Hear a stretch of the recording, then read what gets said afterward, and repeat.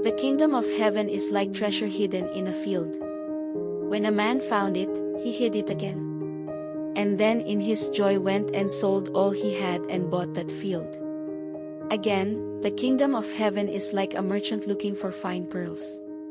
When he found one of great value, he went away and sold everything he had and bought it. Nahanap mo na ba ang bagay na magbibigay sa iyo ng kahulugan? Today, our gospel is helping us to look inside us, to find something hidden in there. Tingnan ng sarili, tingnan ng ating kalooban, because there is something hidden there. When we speak of a treasure, we are always referring to something of exceptional value, of extreme importance.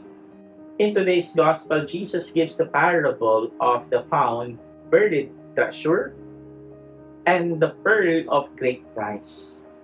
The parables give the message that what we find to be of great importance to us must be acquired at whatever cost. We must be willing to sell everything, do everything to have them. Sa paaralan, halimbawa na lang, di ba, kung gusto mong maging number 1, gagawin mong lahat. Mag-aaral ka ng maigi, hindi ka malilate pagpasa ng report, requirements, magre-recite ka, ibibigay mo yung oras mo, maglalaan ka talaga ng sarili mo para maging number 1. Ganun din sa pamilya, gagawin mo lahat para may taguyod sila. Mag-overtime, tapos kapag day off, gagawa ng paraan para kumita. Ginagawa ang lahat dahil ito ay para sa mga mahalagang tao sa buhay mo. It boils down to what we regard as most important to us. What is your pearl of great price? When we have determined that, we plan and aspire to attain it. Naalala ko po nung kami ay PSIY, nagkaroon po kami ng rural immersion sa Leyte. Yung tatay ko, yung foster father ko ay nakapag one-on-one kaming kwentuhan. Sabi niya sa akin, alam mo anak, 2 kalabaw ko dati, pero ngayon, mag-isa na lang. Then I asked, bakit po? Nasaan na po yung isa? Sabi niya, binenta ko. Sabi ko, ba't di po binenta? Eh, mahalaga po yun. Sabi niya, hindi, mas mahalaga ang mga anak ko. Gusto ko makapagtapos sila ng pag-aaral.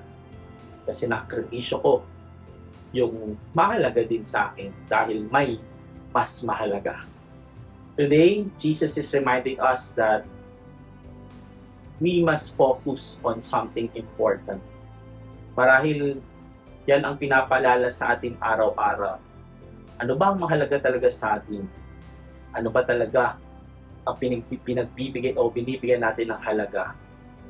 The farmer, the merchant, give everything para lang makuha nila yung mahalaga para sa kanila.